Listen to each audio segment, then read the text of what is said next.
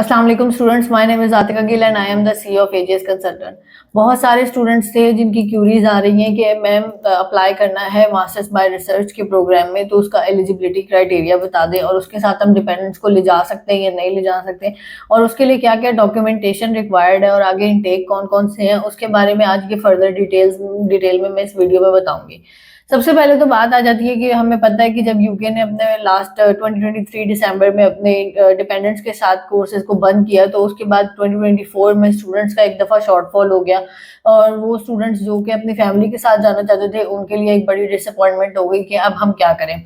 तो फिर अब क्या हुआ कि एक नई डेवलपमेंट आई जिसमें यूकेवीआई वालों ने बोला कि अब जो स्टूडेंट्स आएंगे वो मास्टर्स बाय रिसर्च और पीएचडी प्रोग्राम में आते हैं तो वो अपने डिपेंडेंट्स को ला सकते हैं। अब अगला मरहला ये था कि कौन सी यूनिवर्सिटीज इस तरह के प्रोग्राम्स ऑफर कर रही हैं और कौन से आगे इसके लिए एलिजिबिलिटी क्राइटेरिया क्या है, क्या क्या डॉक्यूमेंटेशन रिक्वायर्ड है।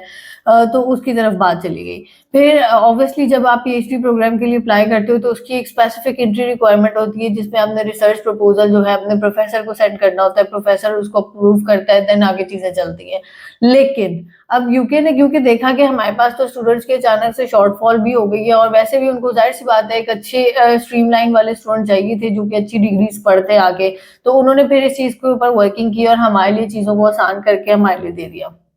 हमारे स्टूडेंट्स के लिए दे दिया। पहले पिछले 2024 में यूनिवर्सिटीज इसके ऊपर काम भी करती रही हैं, उस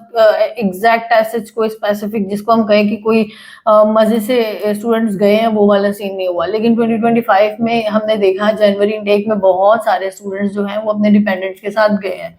उनमें उनकी एंट्री रिक्वायरमेंट अब हर यूनिवर्सिटी की यूनिवर्सिटी टू यूनिवर्सिटी वेरी करती है, लेकिन जब हम बात करते थे ना कि पीएचडी या मास्टर्स बाय रिसर्च के लिए बहुत हाई रिक्वायरमेंट है, तो यहाँ पर वो वाला थोड़ा सा सिनेरियो डिफरेंट हुआ। उसमें ये हुआ कि कुछ यूनिवर्सिटीज ने रिसर्च प्रपोजल के बगैर भी एक्सेप्ट करना शुरू कर दिया, कुछ यूनिवर्सिटीज ने रिसर्च प्रपोजल के साथ एक्सेप्ट करना शुरू कर दिया। अब जो यूनिवर्सिटीज 3-4 थी जिनमें यूनिवर्सिटी ऑफ ग्लॉस्टरशायर एक बहुत बड़ा नाम रही है पिछले इनटेक में, जनवरी इनटेक में, जिसमें बहुत सारे स्टूडेंट गए। उसमें एक चीज तो ये थी कि ग्लॉस्टरशायर जो है वो एमओआई के ऊपर एक्सेप्ट कर रही थी और दूसरी चीज ये थी कि वो 16 ईयर्स ऑफ एजुकेशन भी एक्सेप्ट कर रही थी। तो नंबर्स ऑफ स्टूडेंट्स की एप्लीकेशन गई, उतना उनके पास वो भी नहीं था, स्टाफ भी नहीं था और इतने उनके पास कैश भी नहीं थे जितनी एप्लीकेशन चली गई और जितना सारा सिस्टम हुआ। खैर अब उसके ऊपर भी यूनिवर्सिटीज वर्किंग कर रही है बिकॉज एप्लीकेशन ज्यादा जा रही है।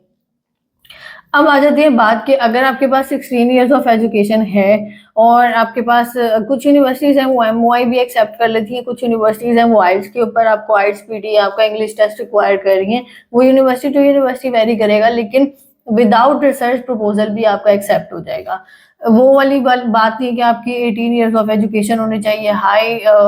आइल्स के बैंड्स होने चाहिए और वो जो आगे सारा सिस्टम होता है वो नहीं है। आपने क्या करना है, आपके अगर 16 इयर्स ऑफ एजुकेशन है, आपके पास एक रिसर्च प्रपोजल अगर है तो अच्छी बात है, फिर उसके ऊपर ये होता है कि आपके सारे जो है ऑप्शंस काफी ज्यादा खुल जाते हैं। और दूसरी चीज आ जाती है कि आपके पास अगर आपके आर्ट्स है, आर्ट्स नहीं है तो कोई भी टेस्ट है वो भी चलेगा। फिर यूनिवर्सिटी वेरी करेगी कि अगर वो एमओआई एक्सेप्ट कर रही है आपका मीडियम ऑफ इंस्ट्रक्शन तो उसके ऊपर भी आपका हो जाएगा। यूनिवर्सिटी एक इंटरव्यू लेती है, इंटरव्यू के ऊपर फिर बाद में आपकी चीजें अलाइन हो जाती हैं। अब यहाँ पर गलती क्या हो रही है स्टूडेंट से कि वो ये क्या कर रहे हैं कि जिस यूनिवर्सिटी में जौन सा प्रोग्राम मिल रहा है उसमें अप्लाई कर रहे हैं, तो ये वाली गलती ना करें। यूनिवर्सिटीज ने भी देखा कि जिस स्टूडेंट ने तो 16 या 18 ईयर्स एजुकेशन पढ़ी है किसी और सब्जेक्ट के अंदर और वो अब टोटली डिफरेंट सब्जेक्ट में आ रहा है रिसर्च के लिए, तो वो एक वाले वो वहां पर क्वेश्चन खड़े हुए, उन्होंने देखा कि स्टूडेंट्स आके ऐसे इफेक्टिवली हमें नजर नहीं आ रहे, तो वो उनका अगेन मकसद वही वाला फिर फौत हो गया कि भाई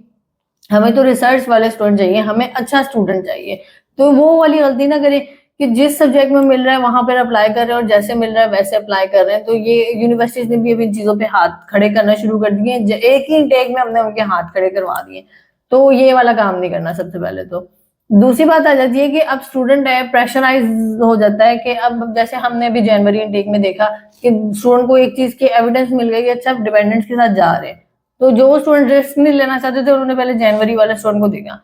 फिर उसके बाद वो आ गए कि अब हमारा भी अप्लाई कर दें। और अप्लाई करने के बाद क्या होता है कि उन्होंने एक हफ्ते के अंदर जिस तरह वो नॉर्मल ऑफर लेटर वो कर रहे होते हैं एक्सपेक्ट, इसी तरीके से उन्होंने ये वाले ऑफर लेटर भी एक्सपेक्ट करना शुरू कर दिए। अब यूनिवर्सिटी है, उन्होंने आपके डॉक्यूमेंट असेस करने हैं, असेस करने के बाद अगर उन्होंने आपका रिसर्च प्रपोजल लिया है तो उसको टाइम लगेगा।